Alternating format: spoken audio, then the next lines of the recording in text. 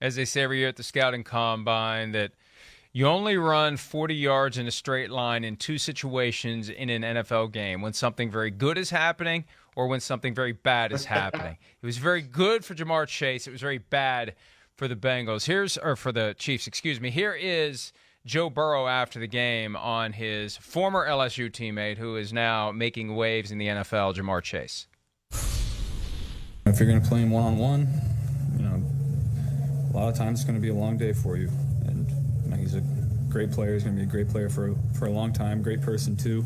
He doesn't care if he gets 260 yards and 3 touchdowns, or if he gets 0 yards and everyone else, makes all the yards. So, great guy to have on your team. Everyone knows that meme. F it.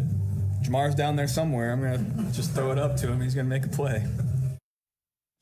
There's those 70-30 balls you were referring to, Mike. And Burrow told me a few weeks ago, after they started to put the clamps on Chase, what was happening was, starting with the win at Baltimore, they noticed that Chase was attracting more and more attention. So fine, I'll go elsewhere with the ball.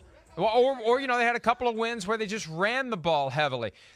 This is a pick-your-poison offense. So if it was a day where the Chiefs decided they were going to focus on T. Higgins, or they're going to try to neutralize Joe Mixon, or they guessed that that's the game plan that they were going to see, they guessed wrong.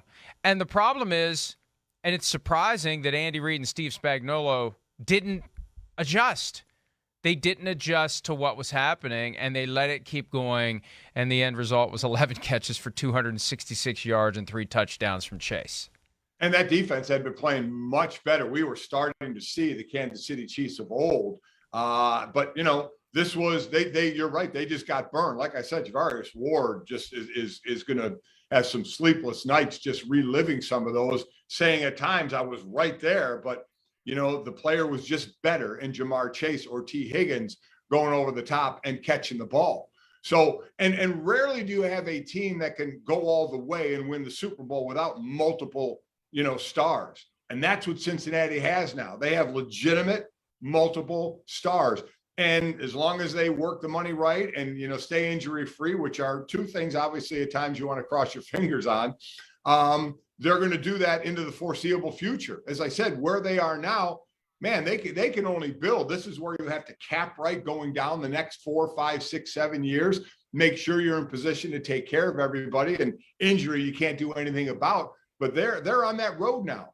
And boy, oh boy, it's getting pretty common in the short career of Joe Burrow. And when I mean short career, I even mean of stardom in college, because it was 1 year and now just a couple of years in the NFL.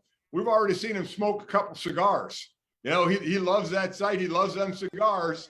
And we all remember the picture, from LSU when they won the national championship of him smoking a stogie. And here he is again, winning the division in the pros, smoking a stogie. I mean, his friends know what to get him for presents, that's for sure. Because the way he's going to need a box of them. Yeah, he's going to be burning through them on a regular basis. And the good news for Bengals fans, seeing him dancing in the locker room, although I'm not quite sure that would widely be regarded as dancing. Reasonable minds may differ. But he left the game before that game-winning field goal. He was limping around, twisted his right knee. That's not the knee that was destroyed last year and required the full reconstruction. He actually said that he first injured the right knee 4 weeks ago against the Chargers, and he aggravated a little bit. Now, I don't think a right knee injury ever showed up on the injury report, but joined the club. A lot of those things get hit, and you see him come down on it and twist it a little bit, and he's holding it. He says it's good enough. He says he could have gone back in the game, but let's see how the week unfolds. That would be very unfortunate if he ends up with some sort of an injury that hampers him down the stretch. But hopefully he is fine. Hopefully the dancing or whatever that was in the locker room is proof that he's good to go, because they definitely need him. Hi, I'm Mike Tirico, and thanks for watching. Make sure to hit subscribe for the latest news and highlights from NBC Sports.